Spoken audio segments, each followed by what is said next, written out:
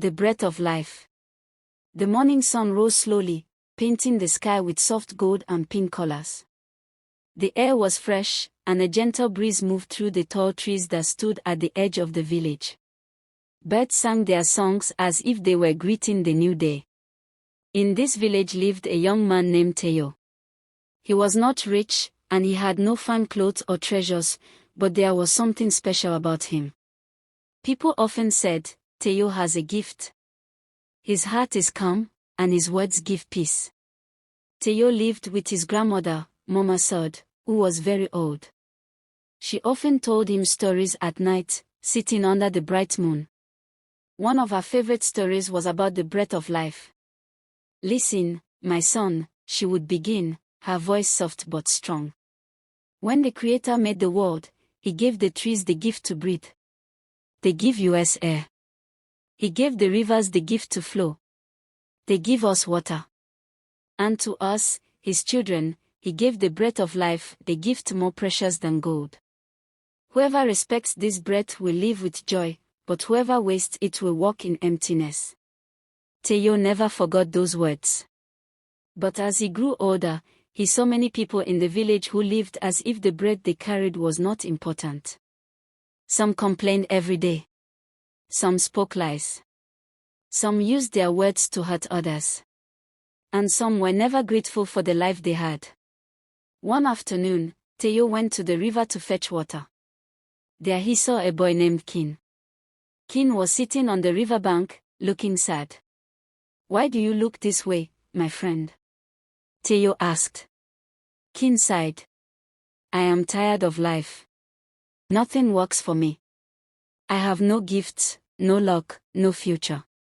Teo sat beside him and watched the water flow. "Do you know what you carry inside you?" Teo asked. "What do you mean?" "You carry the breath of life. The same breath that makes the trees dance and the birds sing. As long as you can breathe, you still have hope.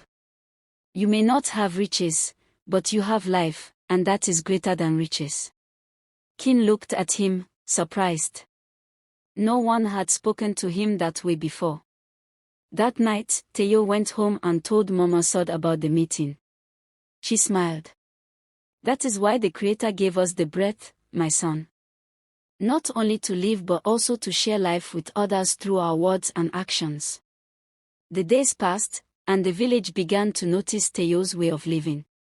He did not waste his breath on gossip. He did not use it to bring others down. Instead, he used it to encourage, to comfort, and to guide. People began to gather around him, just as they once gathered around his grandmother's stories. One day, during the festival of New Yam, the chief of the village called Teo forward. "Young man," he said, "we have watched you. You do not have wealth, yet you carry something greater. Your words give life. Tell us your secret."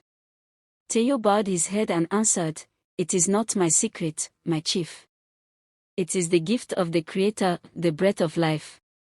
It is inside each of us. When we use it with kindness, we give light. But when we waste it, we bring darkness." The whole village was silent, and then they clapped their hands in agreement. From that day, many began to change. They spoke with more care. They learned to be grateful. They found joy even in small things. Years later, when Mama Sod passed on, Teo sat under the same moonlight where she once told her stories. He remembered her words and carried them deep in his heart. He taught them to the children of the village, who also grew up to share the lesson with others.